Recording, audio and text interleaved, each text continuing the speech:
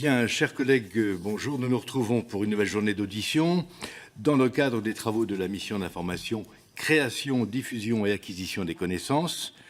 Comment l'intelligence artificielle transforme notre éducation et notre culture. Nous avons le plaisir d'accueillir aujourd'hui deux fins connaisseurs des politiques d'intelligence artificielle, messieurs Gilles Babinet et Pierre-Alain Raffan, auxquels je souhaite, avec Madame la rapporteure, la bienvenue parmi nous.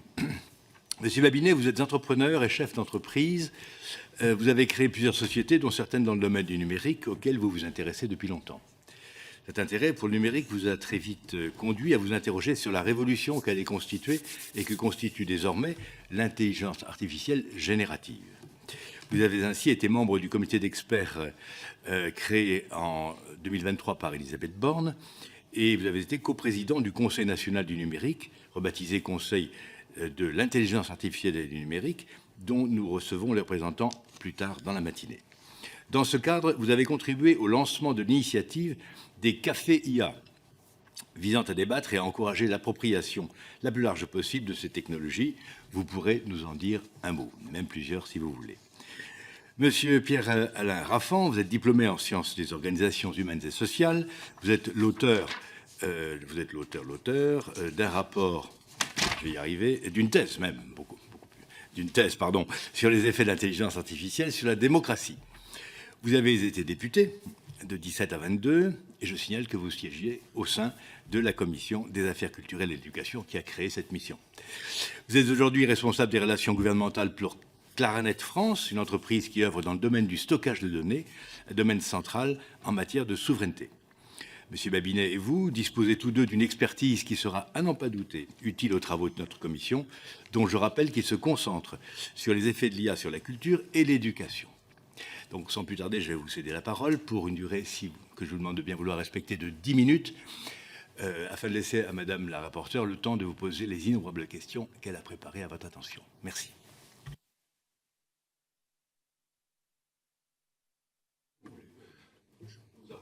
Très bien, merci. Monsieur le Président, Madame la Présidente, merci beaucoup pour votre accueil. Je suis très heureux d'être parmi vous pour évoquer ces sujets. Je pense qu'il n'échappera à personne qu'on a une accélération extrêmement nette du potentiel de ces technologies et je pense que votre mission s'inscrit d'ailleurs dans ce contexte-là. Je crois que l'une des premières questions que vous avez posées dans le petit mémo que vous m'avez envoyé, c'était quelle différence entre l'intelligence artificielle et l'intelligence artificielle générative. Et c'est une bonne question. Je pense que l'intelligence artificielle est une discipline qui existe depuis maintenant 60-70 ans et qui est d'ailleurs à mains égards dans beaucoup de systèmes applicatifs que l'on utilise tous les jours. La grande caractéristique de l'intelligence artificielle générative, c'est de sa capacité à produire des contenus symboliques, des contenus qui peuvent être du texte, du son, de la vidéo, et qui sont très mimétiques avec des productions humaines. Donc évidemment, là aussi, je crois que vous avez un intérêt tout à fait particulier à cet égard. Ça a des inductions absolument partout, en particulier sur les enjeux éducatifs, les enjeux culturels, les enjeux démocratiques, et des inductions qui sont suffisamment fortes pour que moi je pense qu'on peut parler de rupture quasi anthropologique d'un moment avant ou après à cet égard. Il y a une vraie différence de nature de ces deux intelligences, l'intelligence artificielle traditionnelle et générative. Et je pense que la caractéristique qui nous étonne systématiquement à l'égard de cette intelligence générative, c'est sa capacité mimétique. Entre autres choses, le fait que, voilà, on est toujours extrêmement déstabilisé par cette caractéristique. Et ce qui nous amène à se poser la question de la singularité de l'intelligence humaine. En réalité, une question qu'on pose quasiment systématiquement. Je crois que, en quelques mots, sans rentrer dans un exposé qui serait trop long, il se trouve que je finis un ouvrage qui sera publié d'ici 2 mois sur ce sujet. Mais l'intelligence humaine, elle repose sur une expérience vécue, ce qui fait d'ailleurs qu'il y a des nouveaux modèles d'IA qui arrivent, qui essayent de se baser sur ce qu'on appelle des modèles de monde, beaucoup plus de l'expérience vécue, ce qui n'est pas le cas des systèmes génératifs. Du fait qu'il y a une corporalité, si je peux m'exprimer ainsi, qui n'existe pas dans les modèles d'IA et qui est extrêmement différenciante. Il y a dans le raisonnement humain une intention qui n'existe pas dans les modèles d'IA, qui fait d'ailleurs que le sens commun est souvent assez vite perdu dans les modèles génératifs. C'est-à-dire que c'est très brillant dans ces questions, mais vous vous rendez compte que dans la conversation dans l'ensemble, ça perd le sens assez rapidement. Et donc la notion de sens, à mon avis, est un élément très déterminant quand on fait un test de Turing entre les modèles humains et les modèles génératifs. Et puis, la notion, finalement, d'intention morale, de sens moral, qui n'existe évidemment pas, la responsabilité morale, dans les machines. Je pense que vous aurez peut-être une expertise plus forte là-dessus, sur ce sujet, mais un enjeu démocratique forte sur le sujet anthropomorphique, évidemment, la capacité à déstabiliser la démocratie avec l'usage de bots, entre autres choses, qui, moi, je peux vous dire, était une préoccupation quasi quotidienne. Je pense qu'on est face à quelque chose qu'on sous-estime très très largement à cet égard. Mais je ne suis pas sûr que ce soit le cœur de l'objet de votre mission. Le sujet, plus en lien avec les enjeux culturels, c'est l'une des premières questions qu'on peut se poser, c'est est-ce que ces technologies créent évidemment, sur le sujet de la propriété artistique, du copyright, c'est un sujet qui est premier. Je vais vous surprendre, mais je pense que oui, le consensus scientifique à l'égard des modèles génératifs, c'est qu'ils sont de plus en plus capables de créer.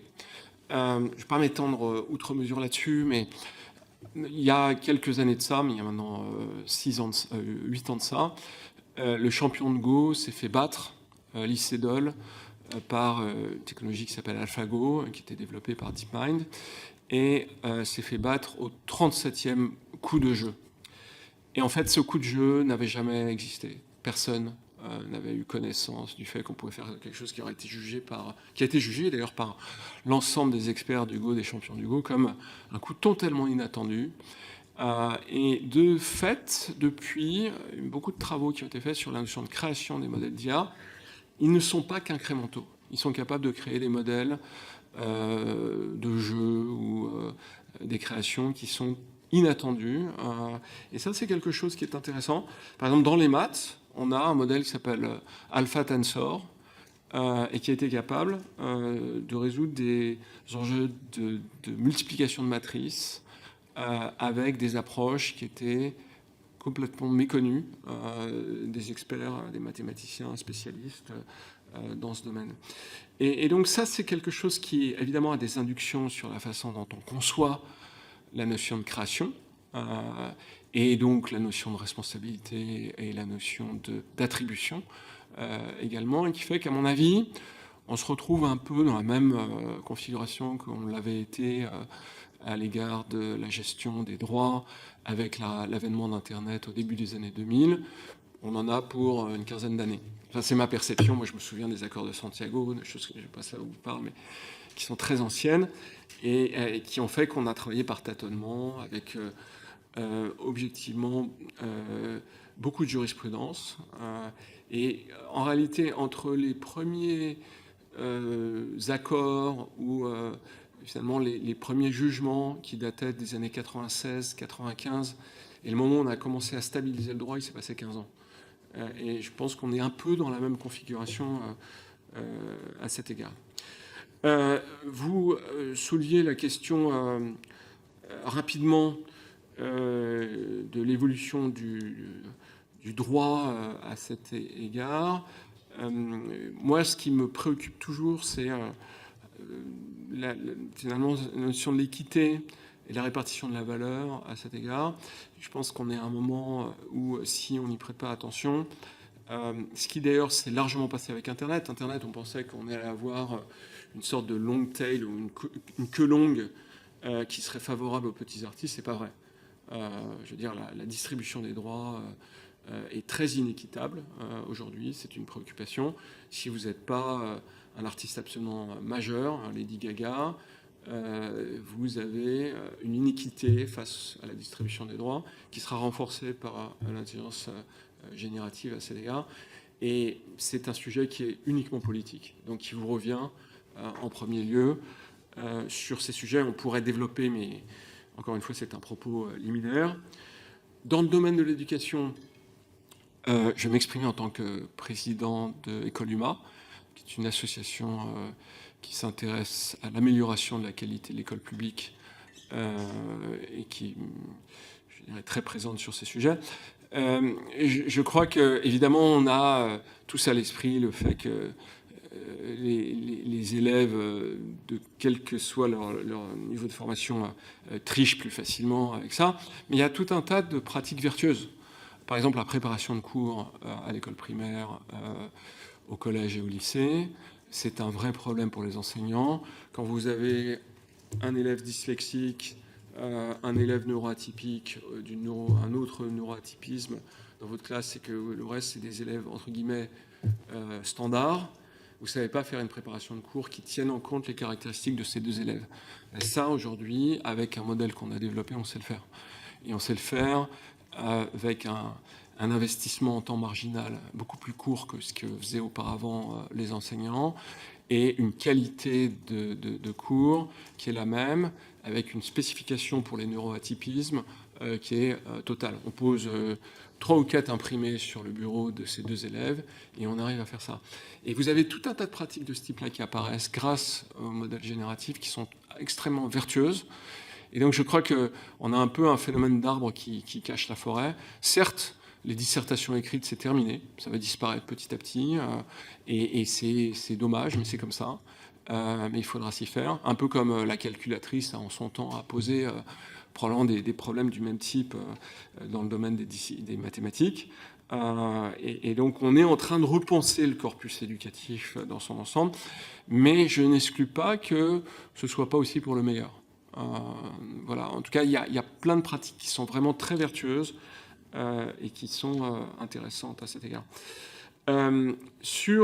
Juste avant de conclure, l'enjeu de la démocratie, mais en fait, je pense que vous allez avoir beaucoup de choses à dire. Je l'ai dit tout à l'heure, je suis extrêmement inquiet. Déstabilisation étrangère, premier sujet. Auparavant, vous deviez avoir des agents humains pour animer les réseaux sociaux, des fermes de bots. Maintenant, vous pouvez l'automatiser et le faire à très grande échelle. C'est déjà le cas. Moi, à chaque fois que je suis sur Twitter, je me demande à qui je parle. Là-dessus, je me pose la question. Il est vrai que les gens qui représentent les partis extrêmes sont généralement extrêmement populistes dans leur posture, donc c'est difficile de différencier de bots, mais néanmoins c'est le cas, et c'est de nature à pouvoir déstabiliser la démocratie. Alors, quand vous avez un bruit qui est extrêmement volumineux, pas très qualitatif, c'est problématique, et on va avoir ça à très grande échelle. Donc, on a créé une agence Viginum qui a la mission de s'assurer que cette déstabilisation est identifiée. Je pense qu'il faut créer aujourd'hui une plateforme et il faudra à terme avoir une gestion probablement beaucoup plus directive de la façon dont ces réseaux sociaux qui ne sont pas contrôlés, pour lesquels on a une dérive totale, aussi bien d'ailleurs X que la galaxie Meta, que d'autres encore. Votre responsabilité, c'est de vous assurer que la démocratie continue à fonctionner. Si on continue sur cette pente, il n'y aura plus ce type de débat d'ici quelques années. Enfin, moi, je suis convaincu que c'est la fin de la démocratie si on n'agit pas, ni plus ni moins. Et donc, il faudra agir de façon forte à cet égard. Et on va avoir une polarisation qui va aller croissant, parce que finalement, c'est uniquement le monde du conflit qui va remporter la mise à cet égard.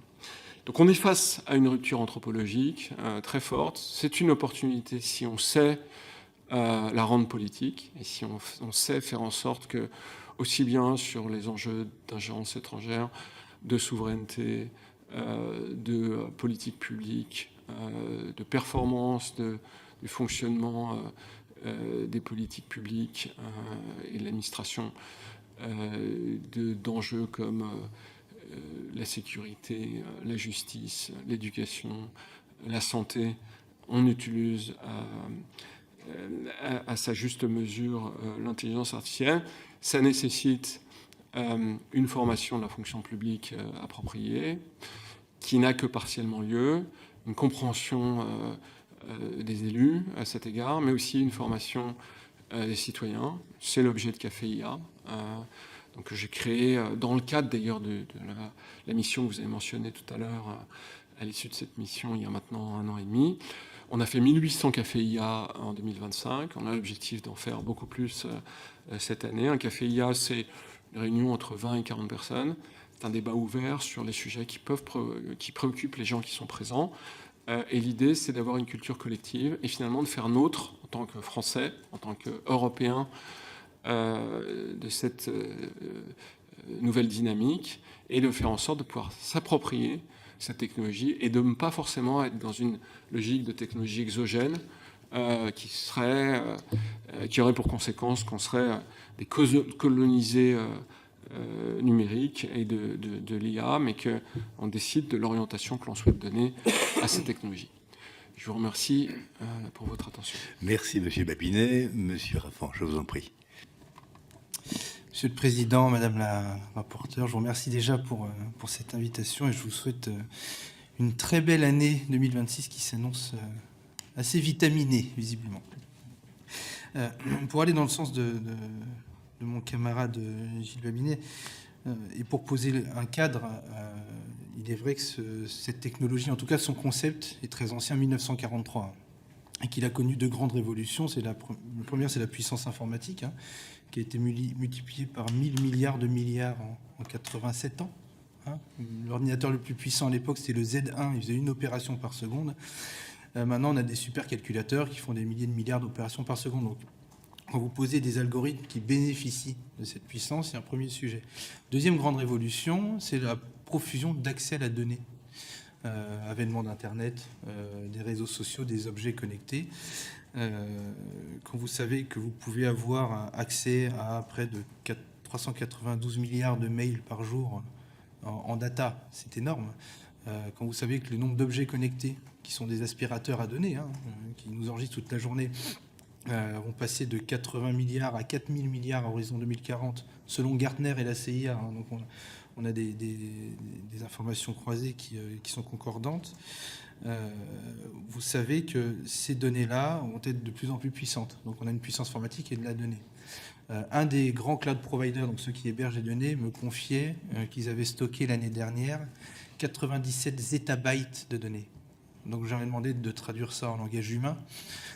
C'est assez simple, vous prenez un disque dur d'1 Tera, là, que vous achetez à Fnac Darty, vous remplissez de données, vous en empilez jusqu'à la hauteur de la tour Eiffel et vous multipliez par 18 millions. Ça, c'est un des 3 grands cloud providers. Et je vous passe ce qui va arriver avec le New Space, les données satellitaires et compagnie. Ce qui fait que ces sujets-là, qui initialement d'ailleurs ont été financés par la DARPA, DARPA, c'est une agence américaine qui finance des projets de recherche à usage militaire.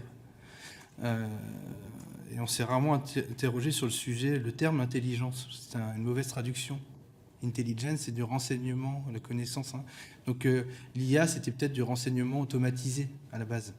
Et ce qui fait qu'on a eu des maturités politiques différentes selon les régions du monde. Vous prenez les derniers chiffres, sur les 10 dernières années, les États-Unis ont investi 250 milliards dans la recherche en IA. La Chine, 95, la France, 6. Donc ça, c'était avant les annonces du sommet de l'IA à Paris. Mais il y a un vrai degré de différence de maturité et d'intention, sachant que les régions du monde ont des intentions différentes entre faire du cash, contrôler la population, faire de la désinformation. Et nous, on s'orienterait vers quelque chose au service de notre valeur, de l'humanité et de la culture.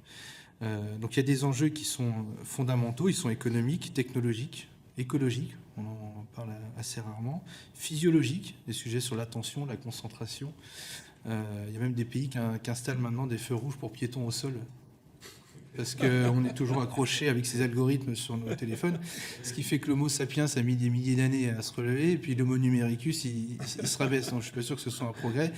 Bon, il y aura des choses à s'interroger. Et bien sûr, les impacts sur la démocratie. Les data brokers, donc ceux qui achètent les données et les organisent, ont déjà fiché près de 95% de la population française. Et on peut avoir près de 5000 segments de données différents par personne. L'évolution dans le temps physique, les préférences politiques, les préférences d'achat, les préférences religieuses, sexuelles, tout est enregistré en permanence. Donc, il y aura des sujets positifs, mais c'est juste une alerte qu'on se doit de vous porter. Il y a tellement de données, tellement de connaissances qu'à Stanford, ils ont démontré, donc c'est le docteur Kosinski, qu'avec 230 likes sur un réseau social, alors que ce soit Insta, copain d'avant, selon les générations, l'algorithme vous connaît mieux que votre conjoint ou votre conjointe, parce qu'on dit plus de choses dans nos comportements. Epstein et Robertson, eux, ont démontré qu'en fonction du classement algorithmique dans les moteurs de recherche, si vous tapez au hasard Trump sur un moteur de recherche, vous allez avoir des milliards de pages indexées. Et les plus tarés d'entre nous vont jusqu'à la page 3 pour se renseigner. Donc on va se forger une première opinion sur 30 résultats sur des milliards qui sont classés. Donc comment c'est classé, qui classe et comment. Eux, ils ont démontré que si vous avez que des articles positifs sur ce Trump, ou que négatifs, ou que 1 sur 2, l'intention de vote en sortie passait de 30 à 70%. Là, on est juste sur un moteur de recherche.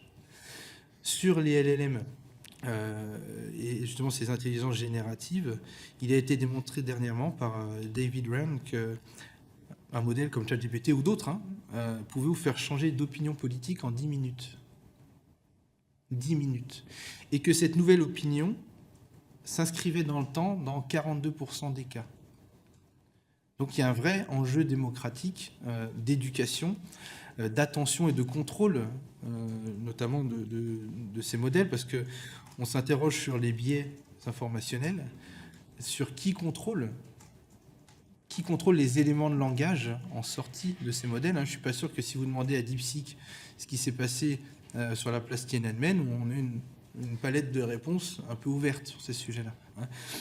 Donc la première inquiétude que j'ai, et c'est ce pourquoi on combat, et grâce à votre commission, on remet en lumière ces sujets-là, on entrera aussi dans la culture, c'est très important, c'est comment préserver notre souveraineté intellectuelle et cognitive. C'est le vrai sujet fondamental. Quand vous comparez le TikTok français et son équivalent chinois, le Douyin, Douyin est limité en temps d'utilisation par jour avec du contenu scientifique de qualité.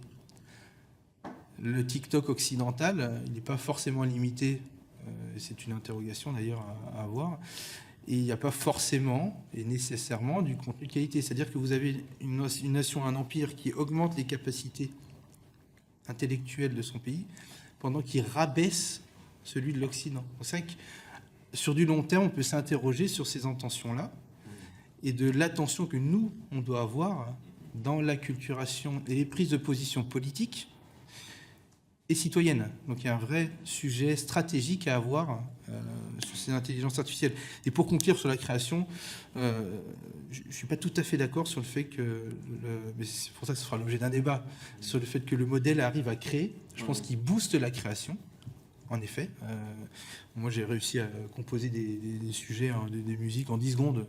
Ça m'aurait pris peut-être plusieurs mois à le faire, avec une qualité énorme d'enregistrement. Donc ça m'interroge aussi sur le futur des musiciens de studio, dans un certain point de vue. Donc ça va saturer énormément de choses. Je pense que vous l'avez évoqué dans les questions, sur les auteurs, les livres. En musique, je pense que les plateformes ont des milliers et des milliers de nouvelles musiques par jour. On ne sait pas, ça stocke, donc ça pollue et écologiquement et ça sature également notre offre au bout du bout. Après, je ne suis pas sûr que ça crée à notre place, parce que la création, elle vient de nous, au bout du bout, et je ne suis pas sûr que ça remette en question le spectacle vivant, parce que ça, nous, quand on vient rechercher de l'émotion quelque part, si je vois juste un robot ou un truc qui a été créé, voilà, bon, ils ne vont pas passer sur Taratata, ces musiciens, et j'en profite pour passer le bonjour à Nagui, que je soutiens. Je termine sur ces sujets, je reste à disposition pour vos questions. Merci, messieurs. Je passe la parole à Madame la rapporteure.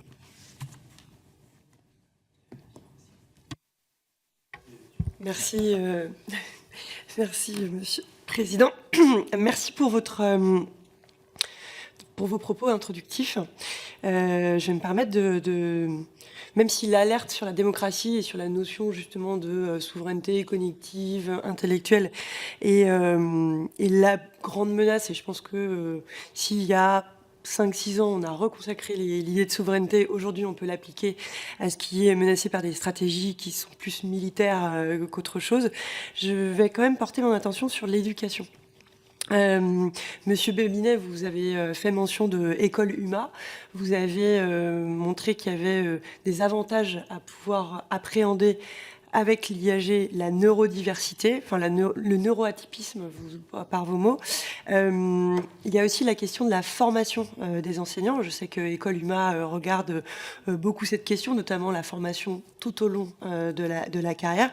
Quelles sont les opportunités que vous avez pu voir par l'IAG au service de la formation des enseignants?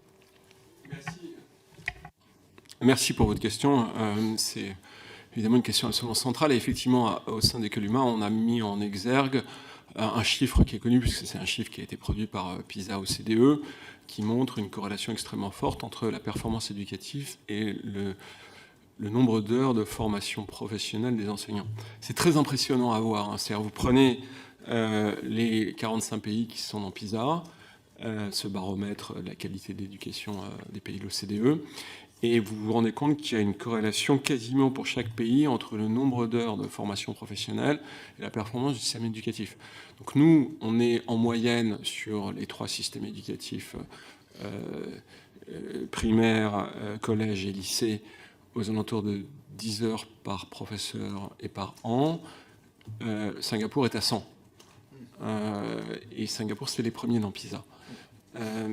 Et ça soulève tout un tas de débats sur est-ce que c'est pendant les heures d'enseignement, entre guillemets, que ces heures sont prises, est-ce qu'elles sont payées, est-ce qu'on crée au sein des SP des gens qui sont spécialisés dans la formation continue, etc.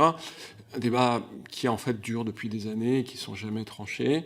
Et nous avons créé un réseau social qui s'appelle ManageEduc et qui permet aux formateurs de se former, à apprendre à former sur ce réseau social. Le fait est que nous sommes en train d'introduire de l'intelligence générative pour faire des outils de formation à cet égard. Et on pense que c'est une partie de la solution. L'autre partie, elle est politique. C'est une décision qu'il faudra trancher un jour, mais qui ne l'est toujours pas sur ce sujet.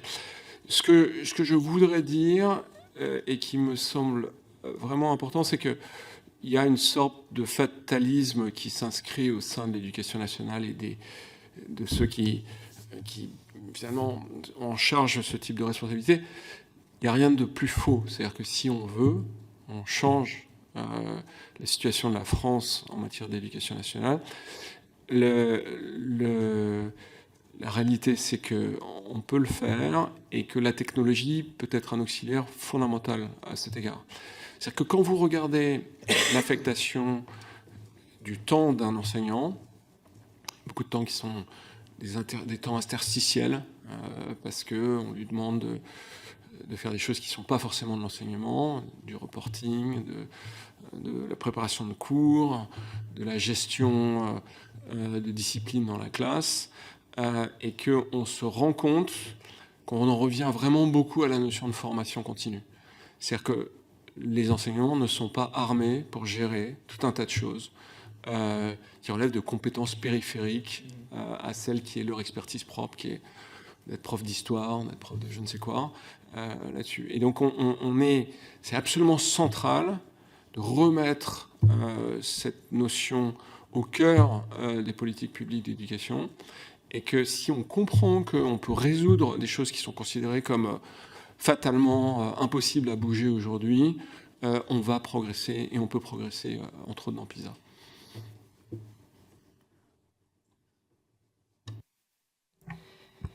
Merci. Alors, on peut progresser par la formation des enseignants. Je voulais revenir sur la question du neuroatypisme et de la neurodiversité. Si la notion d'intelligence, on l'a vu, a été utilisée peut-être plus au titre du renseignement, elle pose quand même beaucoup de questions sur notre intelligence et sur les diverses intelligences qu'il y a. Est-ce que vous avez que ce soit pour l'un ou pour l'autre, des exemples d'applications qui prennent en compte et qui consacrent l'acceptation de ces différentes formes d'intelligence. Là où on avait un modèle d'éducation de masse qui prenait en même temps que les compétences et un certain type d'intelligence, aujourd'hui, est-ce que grâce à l'IA, on va pouvoir aller creuser et se servir de toutes les formes d'intelligence qui existent chez les humains? Je vais vous répondre de façon un peu périphérique parce que c'est un sujet sur lequel je suis extrêmement sensible. Pendant je vais vous expliquer. Moi, j'ai quitté l'école à 15 ans et je suis autodidacte et je fais partie de ces élèves. Aujourd'hui, en France, vous avez 35% des élèves qui vont à l'école avec la boule au ventre. Et c'est aujourd'hui un paramètre qui est mesuré par l'OCDE, par PISA. On pose littéralement la question, est-ce que vous avez une angoisse quand vous allez à l'école? Voilà. Donc moi, jusqu'à 15 ans, j'ai été à l'école avec la boule au ventre. Puis un jour, j'ai dit à mes parents, je n'irai plus à l'école. Et je n'ai plus été à l'école. Et quelque chose qui est apparu un an plus tôt, c'est que comme j'étais très mauvais à l'école, on m'a fait faire des tests de QI. Moi, j'ai un test de QI je suis pas intelligent, en fait. 94 de QI, je suis très en dessous de la moyenne nationale. Là-dessus, c'est ce qui est apparu là-dessus. Ça m'a pas empêché d'avoir une carrière professionnelle qui s'est plutôt bien passée. Là-dessus. Et donc, je suis très sensible à votre question parce que je pense que c'est typiquement le genre de choses qu'on a complètement construit dans notre modèle éducatif et on l'a construit de telle façon que c'est extrêmement coercitif pour les élèves, pour moi, et que c'est quelque chose qui a un coût pour ce pays qui est démesuré en réalité.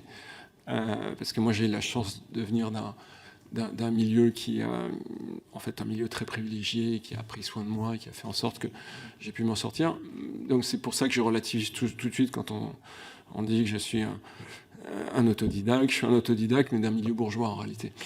Et donc les modèles d'IA, je pense, peuvent participer effectivement à limiter ce type de choses. C'est-à-dire à faire en sorte qu'on évite cette discrimination. Moi, j'étais très discriminé à l'école, en fait, parce que je ne m'intéressais pas du tout à ce qu'on disait, entre autres choses. J'ai eu mes processus éducatifs qui ont été les miens propres, qui sont passés en dehors de l'école. Et je pense que si on avait eu les modèles qu'on a développés à l'école UMA, probablement qu'on aurait pu détecter un neuroatypisme et créer un parcours complètement parallèle à cet égard. Voilà. Alors, c'est pas uniquement de la préparation de cours, c'est aussi la capacité à détecter ces neuroatypismes. Beaucoup de neuroatypismes qui ne sont pas du tout détectés. Par exemple, un truc, on n'est même pas capable de détecter aujourd'hui que beaucoup d'élèves décrocheurs le sont parce qu'ils n'ont pas les bonnes lunettes. On se rend compte de ces choses-là. Vous vous rendez compte, c'est quand même tragique. Donc c'est ce type de, entre guillemets, data cachée, parce que ça se traduit en data, que je pense que les modèles génératifs vont à terme être capables de détecter.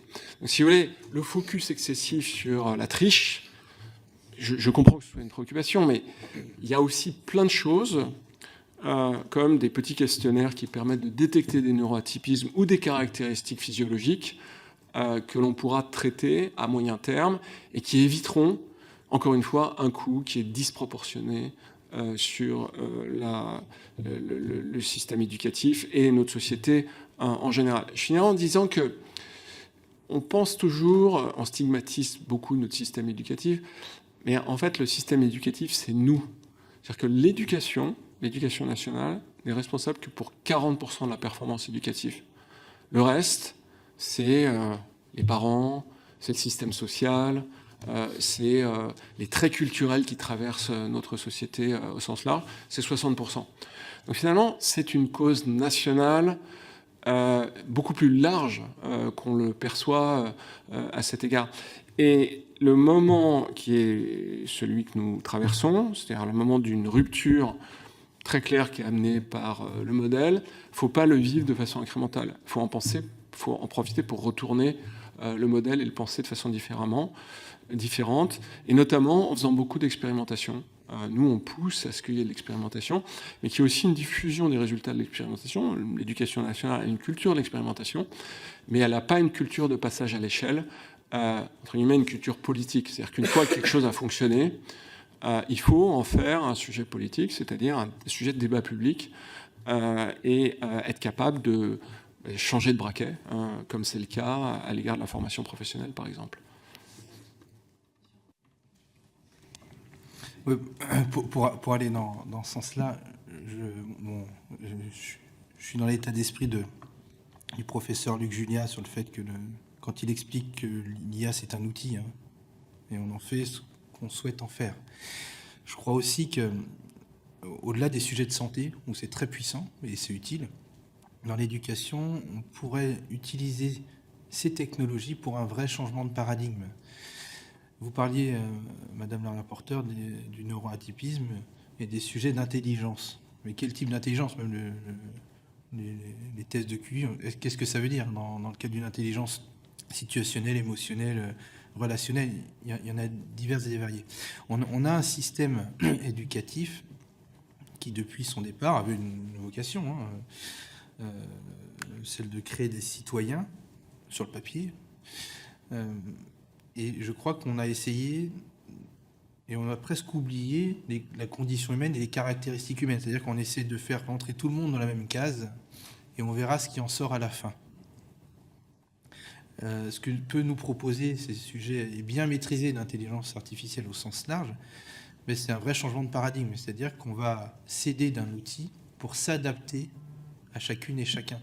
On pourrait penser un système où, et ça a été démontré d'ailleurs, je vous renverrai par écrit des références, parce que j'ai croisé des étudiantes à l'INSERM qui se sont penchées sur ces sujets d'IA au service de la réussite scolaire, et elles ont des résultats très impressionnants. Je vous enverrai les références, justement parce que c'est des systèmes qui sont adaptés à la façon d'apprendre de chacune et chacun. Et là, il y a quelque chose de très puissant. Mais pour pouvoir changer, en effet, il faut, ce courage politique, qui parfois manque de temps à autre. Et je sais que vous saurez vous prendre le sujet à bras-le-corps. Peut-être vous donner, vous, le pouvoir d'imposer parfois certains programmes à l'éducation nationale. On sait que c'est difficile. Le législateur n'a pas le pouvoir de le faire si simplement.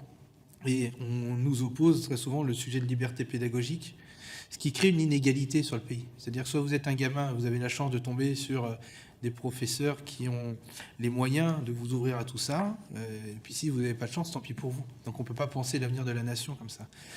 Donc on aurait la capacité de le faire. Tu le fais dans toutes tes initiatives. Moi, je suis tombé aussi sur une initiative américaine qui s'appelle Learn Your Way. Learn Your Way, vous êtes un gamin, vous dites je veux être astronaute, on va dire oui, pourquoi pas. On va vous poser quelques questions et on va vous dire voilà, c'est comme ça que tu peux y arriver, en m'adaptant à ma façon d'apprendre.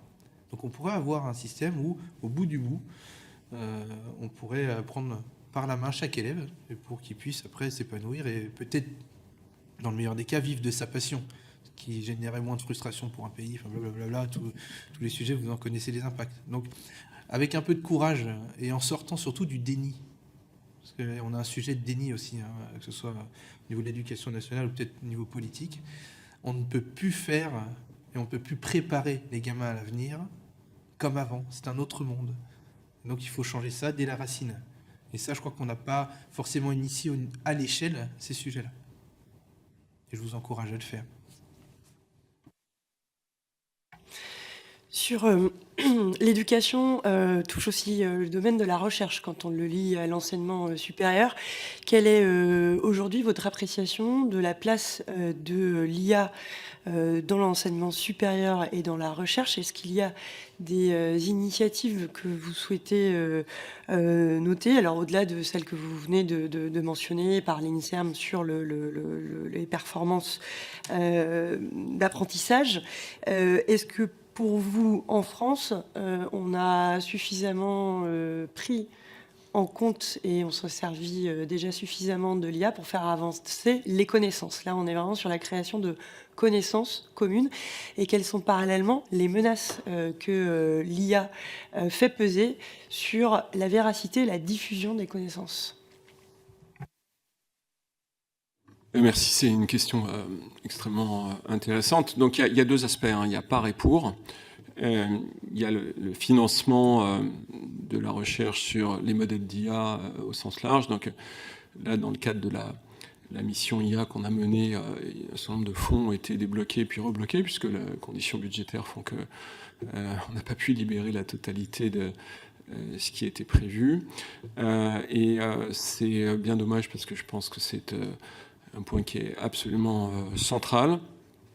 Et je trouve extrêmement problématique, finalement, que les fonds qui sont alloués à la recherche soient généralement considérés comme une variable facile d'ajustement des budgets de la nation.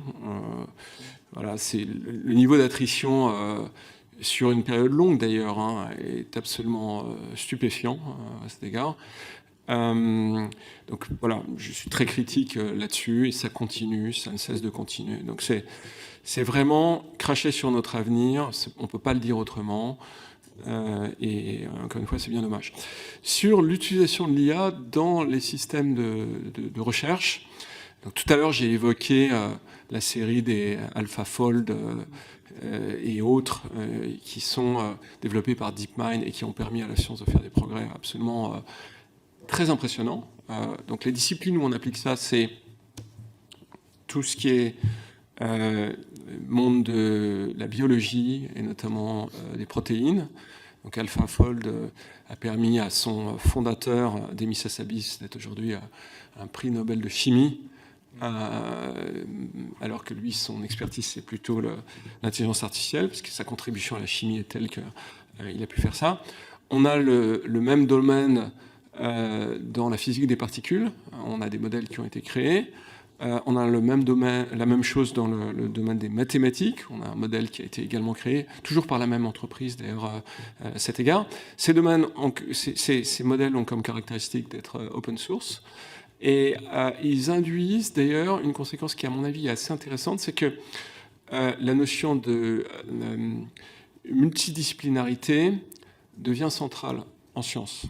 C'est-à-dire que vous vous rendez compte que vous pouvez faire des ponts, par exemple dans le domaine de la chimie, vous pouvez faire des ponts entre la chimie, la biologie, le domaine des mathématiques et le domaine de l'intelligence artificielle. Et à mon avis, on tombe sur un sujet qui est entre l'épistémologie et le management, c'est-à-dire finalement, comment est-ce qu'on repense la pratique des sciences au XXIe siècle.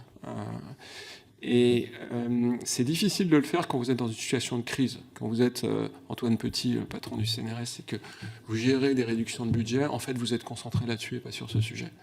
Et on devrait être concentré sur le sujet de l'organisation des sciences. Parce qu'avec des moyens qui sont probablement moins importants, vous pouvez faire beaucoup plus. Sauf que si vous gérez en fait une crise sociale en permanence, vous n'avez pas la possibilité de faire ça. C'est la même chose d'ailleurs à Pasteur, où la présidente a une vision, je pense, extrêmement forte, mais elle se retrouve d'une façon ou d'une autre en train de gérer cette situation. Donc si vous voulez, en France, vous avez un outil qui est assez scientifique, qui est quand même d'assez bonne qualité, avec des disciplines, des domaines où on est très fort, mais qui est complètement polarisé par cette réduction de budget, à un moment où on devrait... À mon avis, les questions qu'il faut se poser, c'est comment est-ce qu'on fait de la pluridisciplinarité ? Comment est-ce qu'on fait en sorte que la science académique travaille avec la multitude, l'open source en particulier ? Comment est-ce que l'open source devient, au-delà du code, un facteur structurant dans le domaine de la physique des particules, dans le domaine des maths, dans le domaine de la biologie, et comment finalement on crée un paradigme du XXIe siècle sur la façon dont on cherche à cet égard. Pour moi, la plateformisation de la recherche, c'est le facteur quasiment structurant du monde qui vient.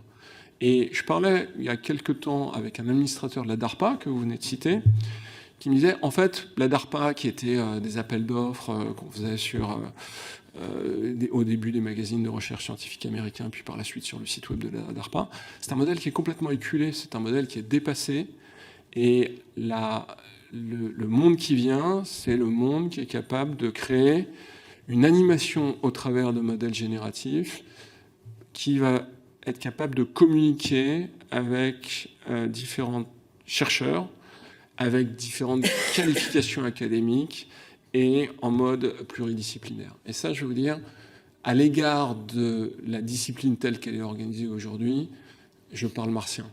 Et c'est dommage.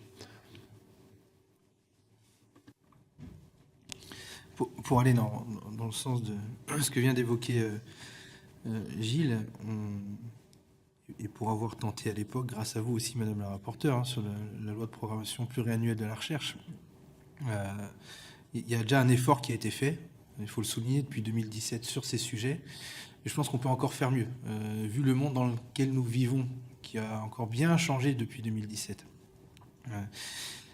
Ne pas augmenter massivement les moyens des chercheuses et des chercheurs équivaut à creuser notre tombe. Ce que tu disais à juste titre, c'est qu'on prépare notre avenir, et l'avenir se prépare au moment où on se parle, à chaque seconde. À chaque seconde, d'autres régions du monde surinvestissent dans la recherche, parce qu'il y a un sujet stratégique. Ils veulent dominer dans certains sujets technologiques, économiques, peu importe. Donc ça doit être au service de la stratégie de notre pays, voire du continent. Parce que si on mêle l'Europe à tout ça, si on a les mêmes intentions, les mêmes objectifs, on pourrait être beaucoup plus puissant que ça. Pourquoi ? J'ai parlé tout à l'heure des sujets de santé. Évidemment, hein, l'impact de l'IA, des IA d'ailleurs, sur les sujets de santé ont permis d'accélérer le fait de trouver de nouvelles molécules, de trouver de nouveaux vaccins, et on sera beaucoup plus rapide sur les mises en marché grâce à ces sujets-là, si on les maîtrise. Dans d'autres secteurs, et en fonction des biais de données, parce que la recherche est très souvent internationale, et quand on voit ce qui se passe outre-Atlantique, sur le fait qu'on supprime des bases de données qui ont été créées, ben ça va y avoir un impact très négatif sur la recherche. Parce que si au bout du bout, dans le partage de données, on en a qui sont extrêmement biaisés parce qu'on a voulu les supprimer, parce que ça ne correspond pas à un dogme, là il y a un vrai danger. Donc nous, on se doit au niveau de la France et de l'Europe de protéger cette qualité de données et d'appliquer, pour pouvoir accélérer et dominer sur tous ces sujets-là, des systèmes d'intelligence artificielle, de pousser aussi la recherche dans le quantique, parce que ça aussi sera la prochaine étape, qui va nous permettre aussi d'être beaucoup plus puissants, à condition qu'on le souhaite. Parce que sinon, on va se retrouver dans une sorte de vassalisation, comme tu l'as dit précédemment.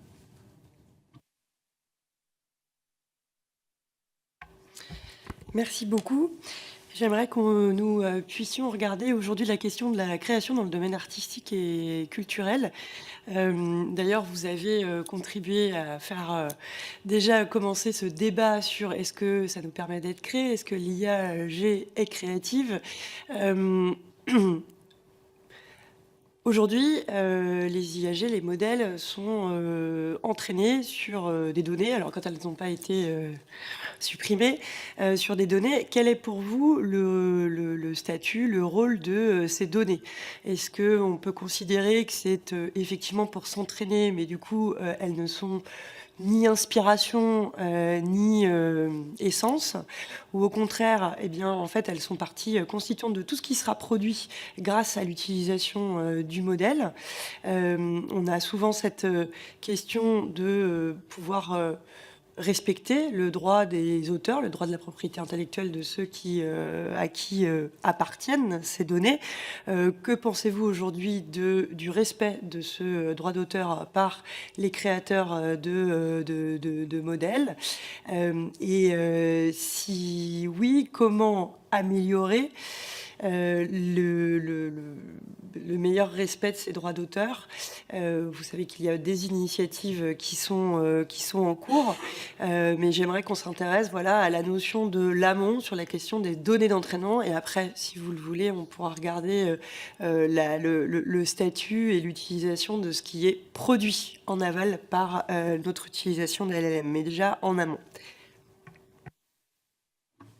Merci. Évidemment, c'est un sujet extrêmement épineux et qui, d'ailleurs, commence à être ancien, puisque on a les premières plaintes qui ont été déposées contre OpenAI et d'autres ont maintenant 2 ans.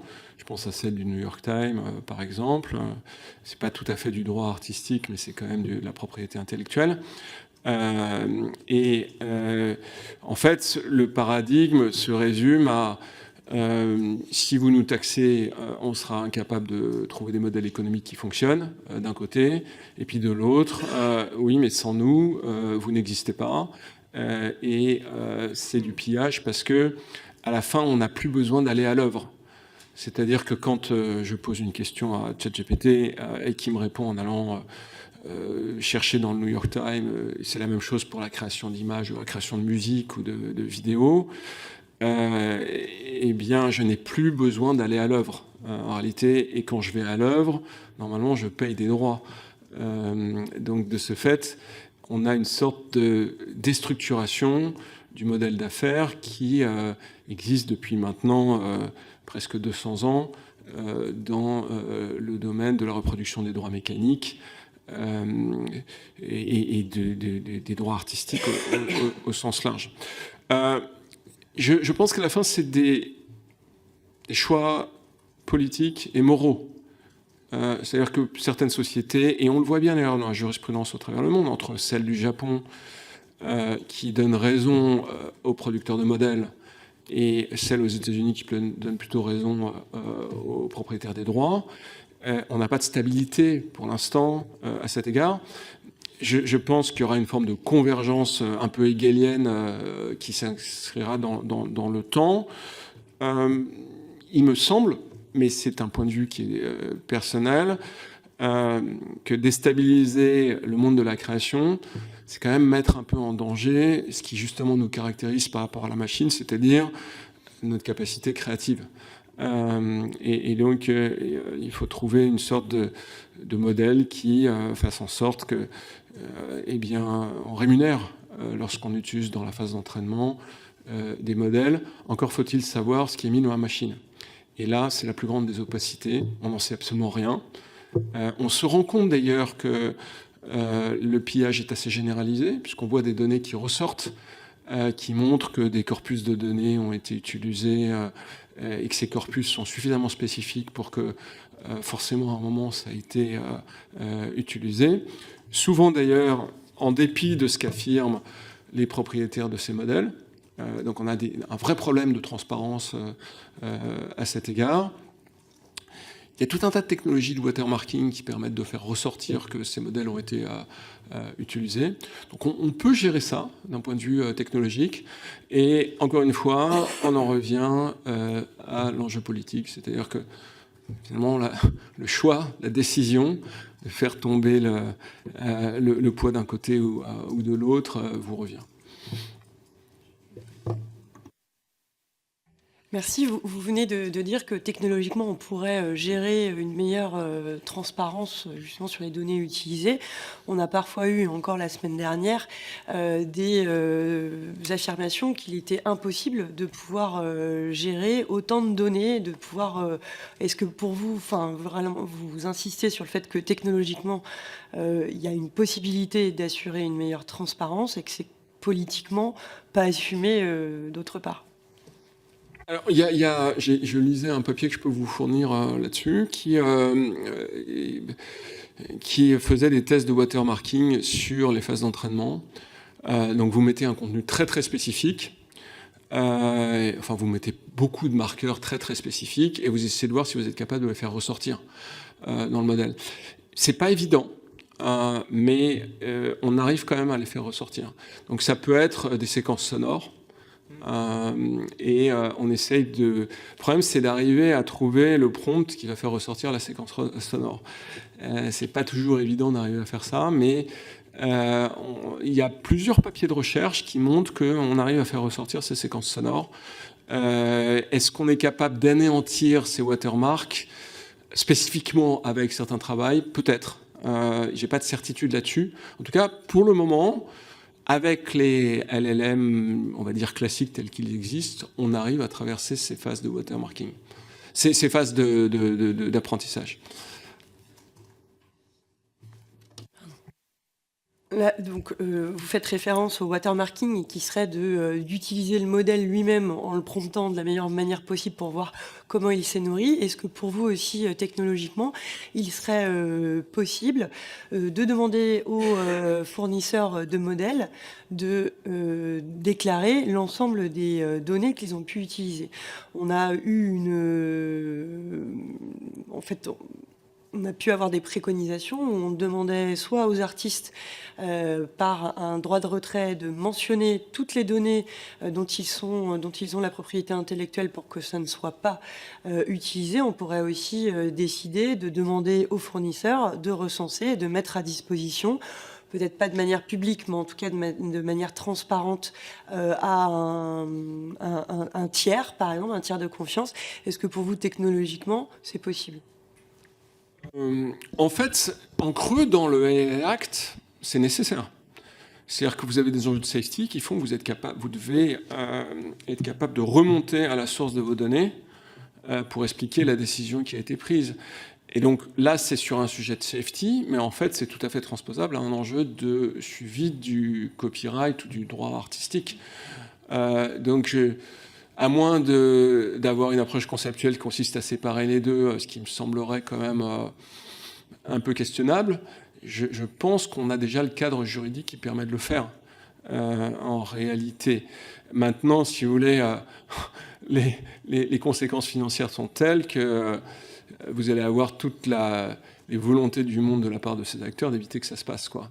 Mais en théorie, c'est opposable en droit, en tout cas.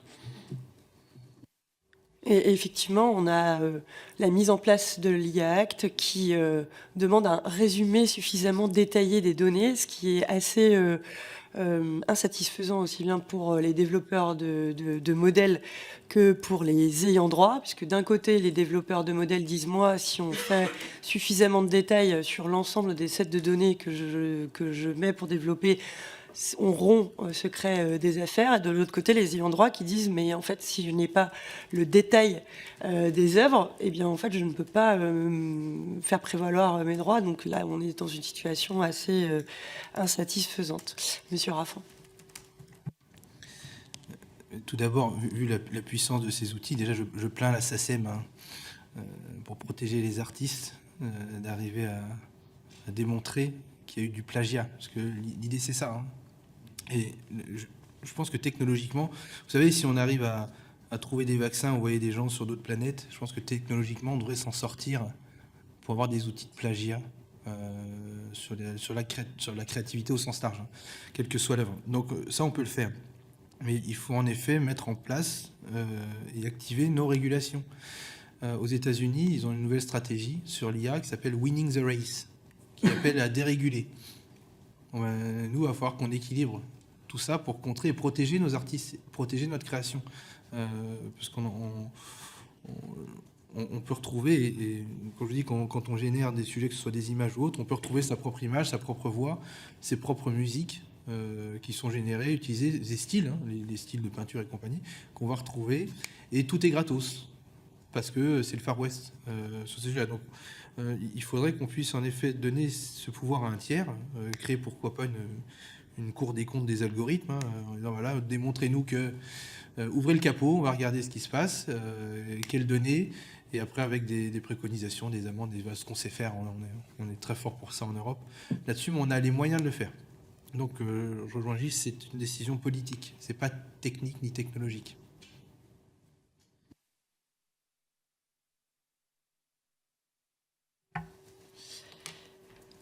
Il y a une proposition de loi déposée par des sénateurs qui veulent renverser la charge de la preuve au sein des institutions françaises, qui est de dire aujourd'hui c'est un ayant droit de prouver que ces œuvres ont été utilisées par un modèle. Là l'idée ce serait l'inverse, de dire que c'est le développeur du modèle qui doit prouver qu'il n'a pas utilisé les œuvres. Qu'en pensez-vous? Si c'est mis en place au niveau français, quelles questions cela suscite quand on a une approche européenne de la régulation de l'IA? Je pense que vous allez faire fuir tous les gens qui font des modèles. C'est aussi simple que ça. C'est-à-dire qu'on ne peut pas avoir un cadre qui s'éloigne significativement du cadre mondial quand vous êtes face à des chercheurs qui sont hyper mobiles, qui n'ont qu'à traverser la Manche pour être sous une régulation qui est très différente.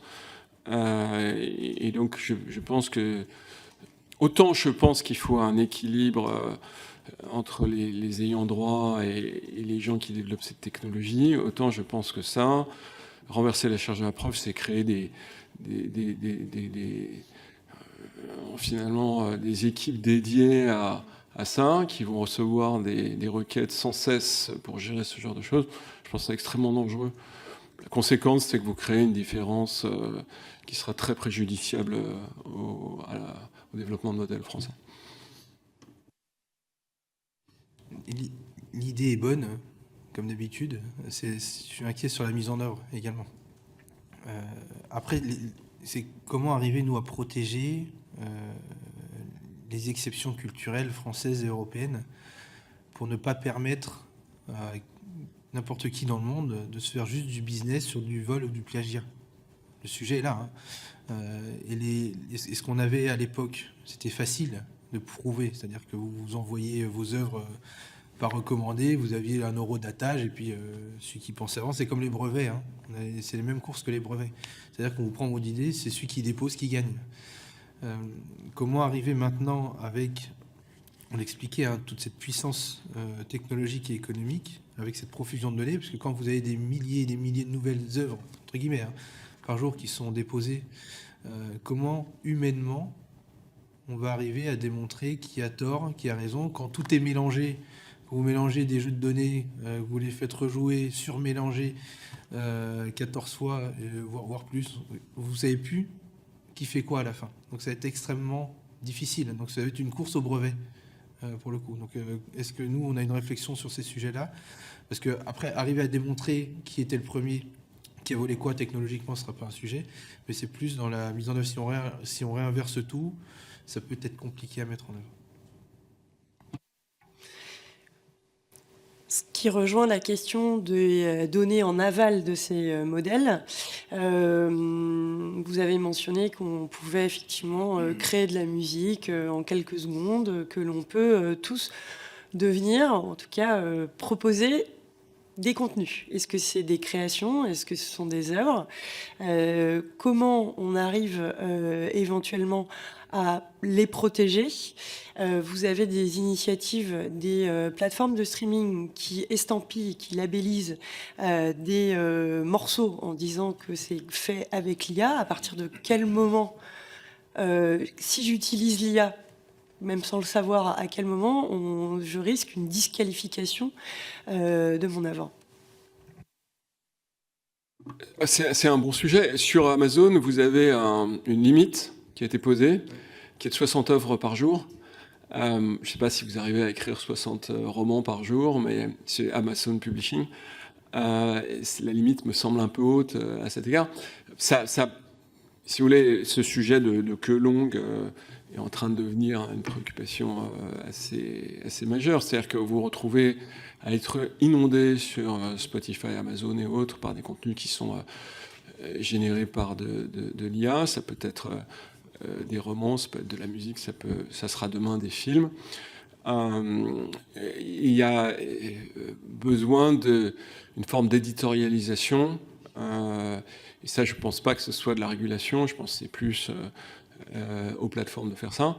C'est très intéressant d'observer les contestations qui apparaissent sur Spotify, où depuis d'ailleurs le départ de Daniel Ek, qui est son fondateur, vous avez tout un tas de gens qui se liguent en disant c'est plus la plateforme qu'on a connue, les contenus baissent en qualité, l'éditorialisation met de l'IA dedans, on n'en veut pas là-dessus. Donc à mon avis, il y a une part de marché. Le problème du marché, c'est que si vous voulez, dans le monde des plateformes, il est quand même assez biaisé. C'est-à-dire que quand vous avez un acteur référent dans chaque domaine, parce que le gagnant prend tout, comme on dit dans le monde de l'Internet, mais la capacité du marché à vraiment s'exprimer, elle est limitée là-dessus. Donc je n'ai pas de réponse là-dessus. Je pense que c'est un sujet qui est assez préoccupant. La SACEM ne pourra pas enregistrer toutes les œuvres à base d'IA qui vont se produire. C'est un sujet que moi j'observe avec pas mal d'attention. Je suis entouré de gens qui sont des créateurs, des gens connus d'ailleurs, pour certains d'entre eux qui sont des artistes assez connus et qui sont très inquiets de voir qu'ils sont débordés par des œuvres qui ressemblent à ce qu'ils font mais qui ne sont pas leurs œuvres.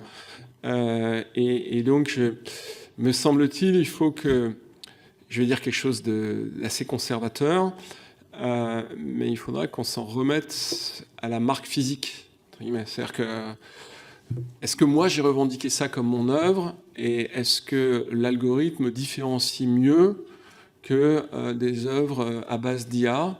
Moi, c'est sûr que les playlists qui me sont fournies par Spotify, je les écoute beaucoup moins qu'auparavant. J'ai pas envie d'écouter de l'IA, ça m'intéresse pas.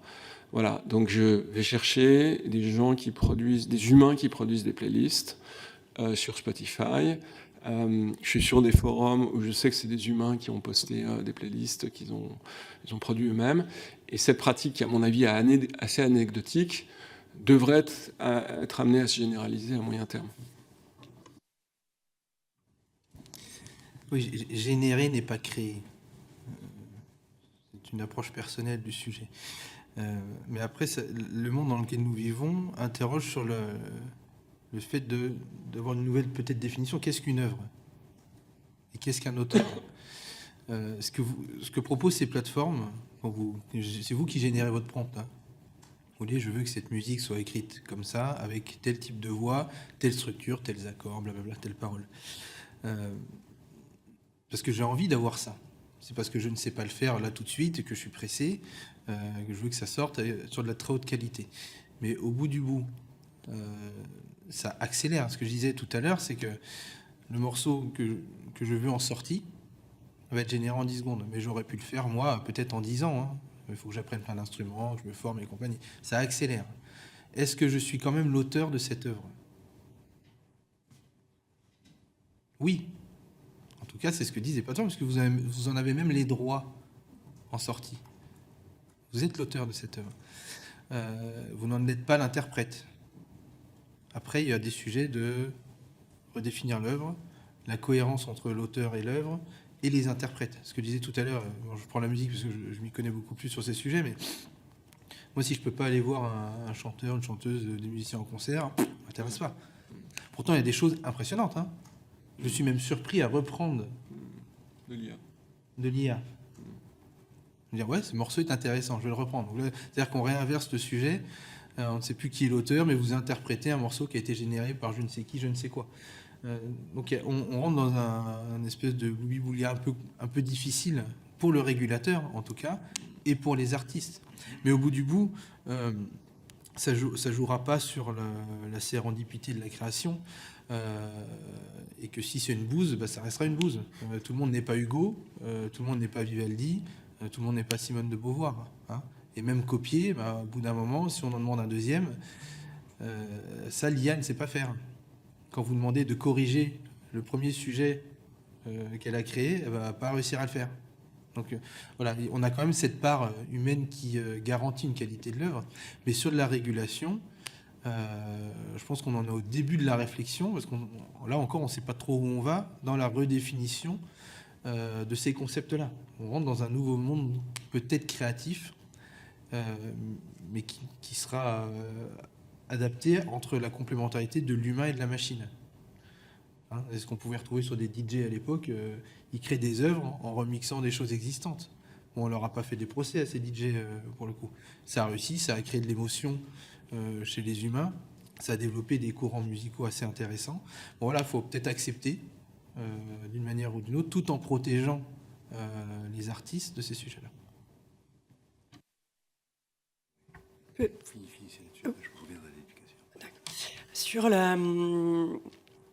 Sur les données, alors quand les bases de données ne sont pas supprimées, on utilise des données qui ont elles-mêmes été produites avec l'IAG. Parfois, on a une partie du discours qui dit attention, tout ça va aller vers la dégénérescence puisqu'on va avoir des données de moindre qualité. Qu'en pensez-vous ? Et si on était sur cette acceptation de thèse de la dégénérescence, pourquoi les fournisseurs de modèles demain ne seraient pas celles et ceux qui demanderaient encore plus de création dite humaine pour pouvoir favoriser une meilleure qualité de leur modèle? Est-ce que finalement demain, les fournisseurs de modèles ne seraient pas les mécènes des artistes et des intellectuels de demain? Alors, je crains que, en fait, dans bien des cas, la donnée synthétique est meilleure que la donnée humaine. Par exemple, si je prends le cas on va prendre un cas très simple de joueurs d'échecs. Je prends des tas de séquences où j'ai des gens qui jouent aux échecs, etc. Et puis, la machine apprend sur toutes ces séquences-là. Mais dans ces séquences, vous avez des très bons joueurs, des mauvais joueurs. Et en fait, le problème que vous avez, c'est que vous n'allez pas différencier les mauvais joueurs des bons joueurs. Donc vous allez repérer un bon coup, etc. Mais la machine, le modèle va être créé sur des centaines de milliers de jeux. Quand vous êtes sur de la donnée synthétique, vous pouvez très bien filtrer uniquement des modèles, des machines qui sont au niveau des meilleurs mondiaux, voire meilleurs que les meilleurs mondiaux. Et donc vous créez des séquences de jeux qui sont toutes excellentes. Et c'est comme ça que vous améliorez le modèle et que vous avez un modèle qui a un niveau de performance qui est surhumaine en réalité. Et vous avez tout un tas de cas de figure où la donnée synthétique est bien meilleure que la donnée humaine. Alors c'est pas valable pour tout, hein. Il y a des cas où il vaut mieux avoir de la donnée humaine, mais dans des cas où vous avez des résultats objectifs, il a gagné ou il a perdu, ça fonctionne. Dans le cas de la conduite automobile par exemple, on pense que la donnée synthétique est meilleure que la donnée humaine. Parce qu'on peut simuler des trucs où vous avez un ballon qui arrive et on sait que généralement derrière un ballon il y a un enfant. Et donc vous faites des milliers de cas où il y a le ballon qui arrive entre deux voitures alors que vous roulez à 40 à l'heure dans une file de voitures et tout ça, et vous avez un truc très sûr, qui est plus sûr qu'un opérateur humain, qu'un conducteur humain d'une voiture sur ce genre de choses. Donc cette idée, et je l'ai souvent entendu d'ailleurs, que la donnée synthétique est moins bonne que la donnée humaine, elle est fausse. Et encore une fois, il y a des cas particuliers où la donnée humaine est irremplaçable là-dessus, mais c'est pas un postulat générique en fait sur ce sujet. Oui, merci beaucoup. Je voudrais que nous revenions un petit peu à la question éducative, si vous le permettez, parce que vous avez souligné, Monsieur Babinet, que la formation continue des professeurs était un élément crucial de la qualité de l'enseignement.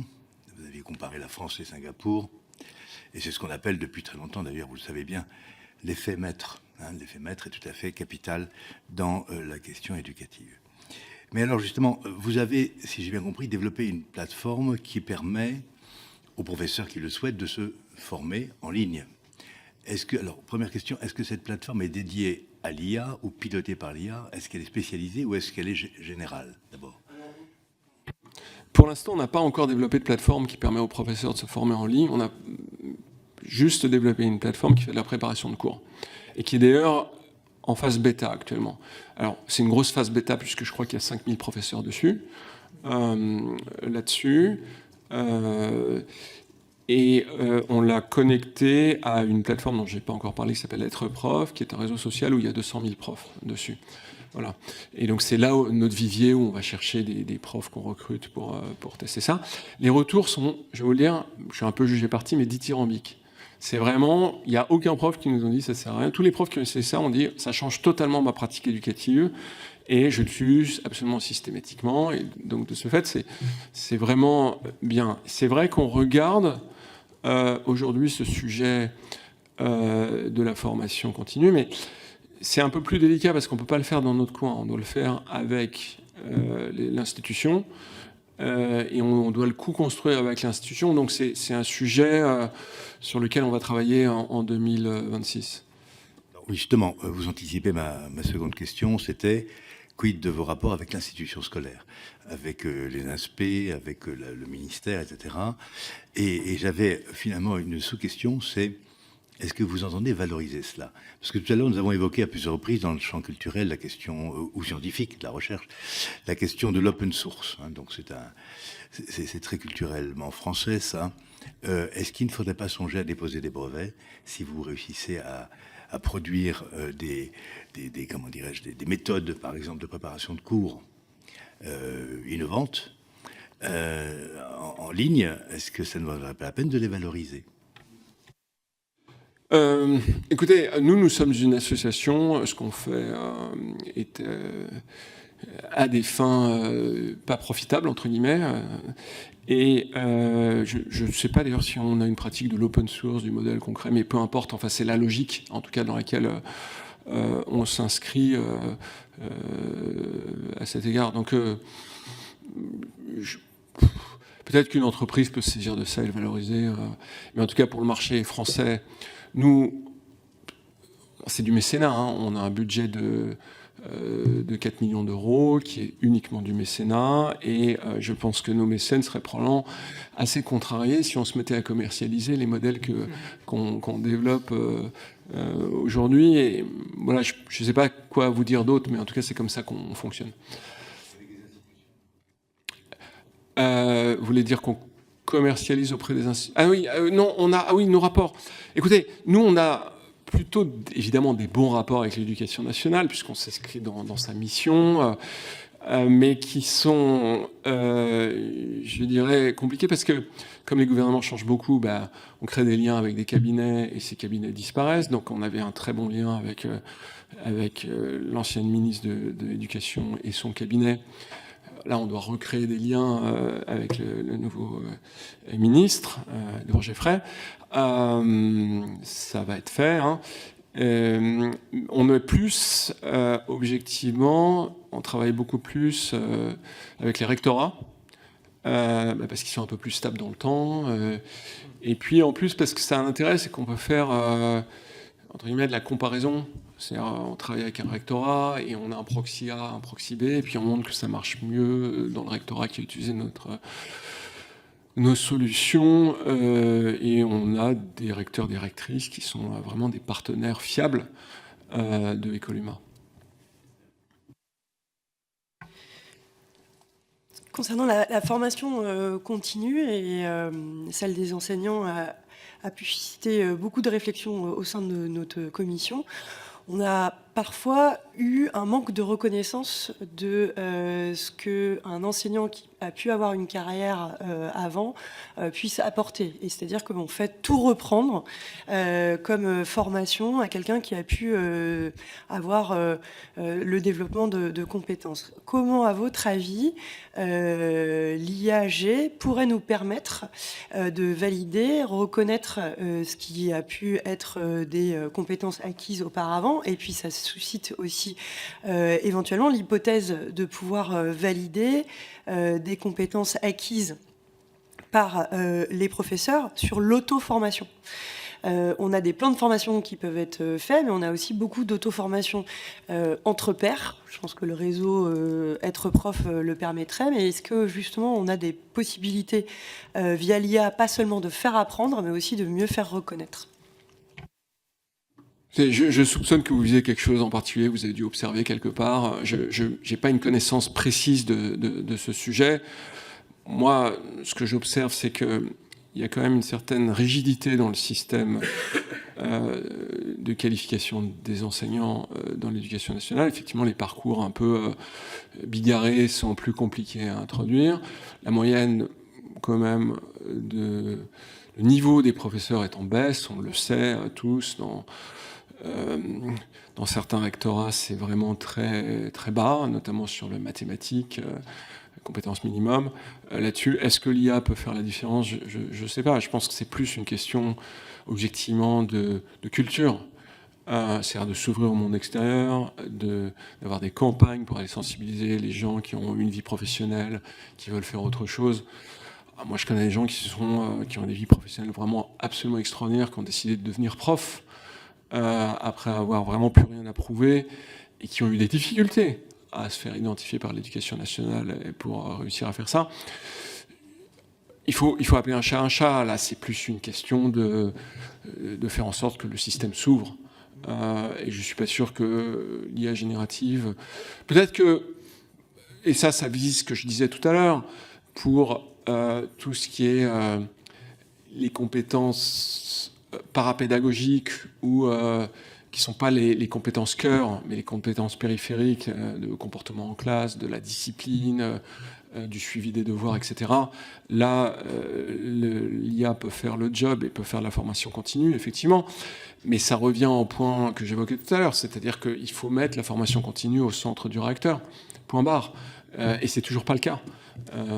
Voilà, moi je peux vous dire que j'ai été très surpris de rencontrer des ministres successifs passés qui n'avaient pas identifié ce sujet. Et j'ai le souvenir d'une conversation avec l'un d'entre eux, pas très ancienne, qui me disait oui, je remets des moyens sur la formation initiale. Je dis non, c'est pas le sujet. Le sujet, c'est la formation continue. Voilà, donc le sujet n'est pas encore un sujet considéré comme central, malgré le fait que PISA, d'année en année, ne cesse de dire « mettez plus de moyens là-dessus ».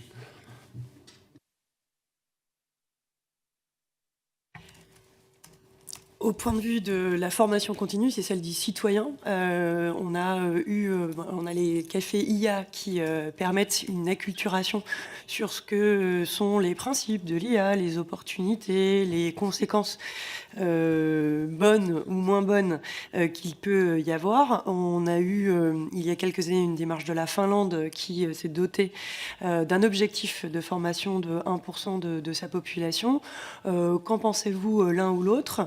Et quelles peuvent être la meilleure arme d'acculturation des citoyens aux enjeux démocratiques de l'IA? Alors, Element of AI, qui est le MOOC qui a été développé en Finlande, je connais assez bien, puisque on l'a traduit au sein de l'Institut Montaigne, où j'appartenais auparavant, pour faire son équivalent en français. Et on était très impressionnés par ce chiffre de 1%, d'ailleurs, qui est devenu aujourd'hui presque 3%. C'est 2,9% de la population finlandaise qui a fait ce MOOC. Et on s'est dit, on va faire la même chose à l'échelle nationale. Donc on a fait ce MOOC-là, on a créé une sorte de comité de pilotage dans lequel on a mis la moitié du CAC 40 grâce au réseau de l'Institut Montaigne là-dessus, et on a commencé à pousser ça avec des résultats qui étaient pas mauvais, hein, puisque non, je pense qu'on est à pas loin de 400 000 Français. D'ailleurs, c'est de là qu'est venue cette idée de faire Café IA. Enfin, moi, je me suis dit, en fait, ce que veulent les gens, c'est se rencontrer, c'est discuter. Parce que le MOOC, c'est un exercice assez solitaire. Et j'ai envie de dire, en Finlande, les hivers sont longs. Et on me l'a dit assez sérieusement, c'est probablement l'une des raisons du succès de Element of AI en Finlande.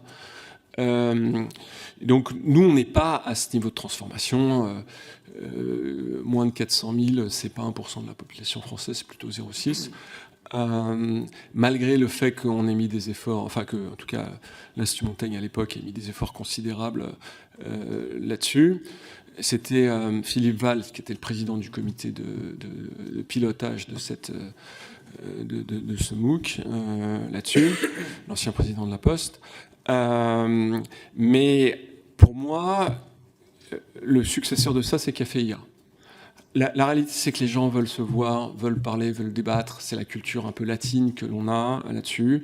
Et c'est vraiment fort de l'analyse des datas de Element of AI, enfin du MOOC qu'on a créé, Objectif IA, en l'occurrence, c'était son nom français, que j'ai décidé de créer Café IA. Et mon objectif, c'est d'arriver à une jauge de 1 million de personnes par an. Donc on en est loin, hein. On est loin de ça. Si on fait 10 000 Café IA cette année, partez sur le principe que il y a 30 personnes dans un Café IA, c'est 300 000 personnes, donc on sera au tiers de la jauge. Peut-être qu'on la tiendra en 2027.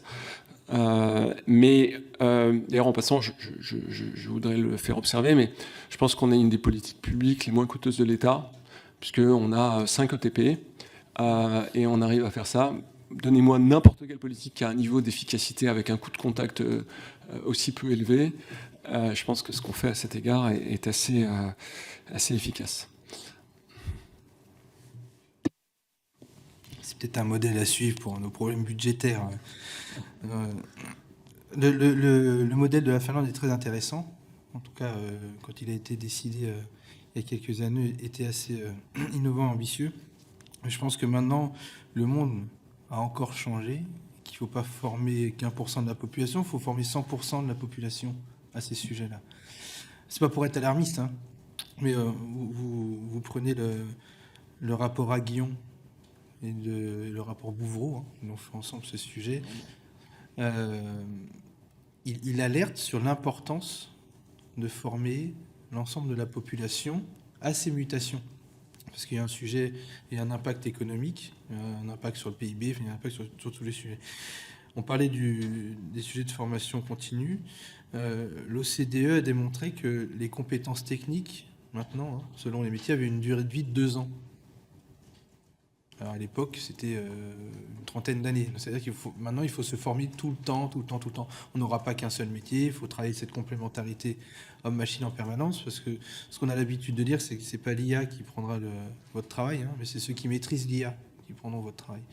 Donc il faut qu'on alerte un peu tout le monde. Alors les cafés IA, moi je souligne et soutiens l'initiative, hein, parce que c'est important d'aller partout où l'on peut déjà en parler pour faire une forme d'acculturation. Mais après, il faut qu'on pousse les entreprises, les branches professionnelles, les syndicats, Maison France Service, partout où on peut parler d'IA, le service public, hein, notamment. Hein, je pense à nos chaînes du service public qui ont une responsabilité, les communes, et pourquoi pas des conventions citoyennes. Mais à un moment, il faut embarquer tout le monde sur ces sujets. Il n'y a pas eu de convention citoyenne sur ce que les Françaises et les Français souhaitaient du numérique au sens large.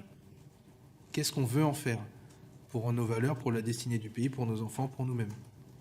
Donc ça, il y a peut-être des sujets à pousser là-dessus. Mais en tout cas, ce que je souhaite, hein, au-delà d'avoir des sujets de reconnaissance, et de toute façon, ça va devoir s'adapter. Si on doit changer de métier, si les tâches sont remplacées petit à petit, bah les sujets de soft skills et de hard skills, on doit être découpés et qu'on adapte après les reconnaissances, des diplômes, des compétences et des micro-compétences sur ces sujets. Donc ça, oui, l'IA générative va nous aider à le faire, mais il faut quand même que l'ensemble de la population soit formée. Et notamment aussi, j'insiste sur le système politique au sens large. Je sais que vous avez conscience des choses, vous ne lancez pas une mission comme ça, c'est pas du hasard. Par contre, je ne suis pas certain que l'ensemble du système politique, de la tête aux pieds, et l'administration ait compris les enjeux et l'impact du sujet. Donc c'est 100% et c'est maintenant. C'est un beau slogan, ça se dit, non ? 100% et c'est maintenant. Ouais, on va faire ça. Enfin, le changement, c'est maintenant, ça a déjà été fait. 100% et c'est maintenant. Voici une belle ambition. Nous arrivons au terme de nos travaux. Je voulais vous dire que, pour ma part, j'ai particulièrement été intéressé par le passage sur la personnalisation. L'un des obstacles à l'efficacité de l'école, c'est l'individualisation, c'est la personnalisation. C'est-à-dire qu'on demande aux professeurs de personnaliser l'enseignement dans une classe qui peut d'ailleurs être légère, hein, même à 12 ou jusqu'à 35 et au-dessus, sauf que c'est mission impossible. Dans le temps imparti, avec les méthodes qui sont les nôtres et avec les programmes qui sont les nôtres, ça n'est pas possible. D'où le sentiment d'ailleurs d'échec, hein, et de dépression un peu collective que ressentent un certain nombre de professeurs, l'impression de ne jamais pouvoir y arriver. Or, l'IA, telle que vous la décrivez, semble offrir des possibilités réelles de sauter cet obstacle, de le lever, hein, et de passer à une éducation, à une transmission qui soit aussi adaptée que possible au récepteur, c'est-à-dire à l'élève. Donc c'est là-dessus que nous allons creuser avec vos successeurs dans cette mission. Et je vous remercie d'avoir déjà ouvert cette porte. Et d'une manière générale, Madame Calvez et moi-même, nous vous remercions pour votre intéressante contribution aux travaux de cette mission. Merci beaucoup.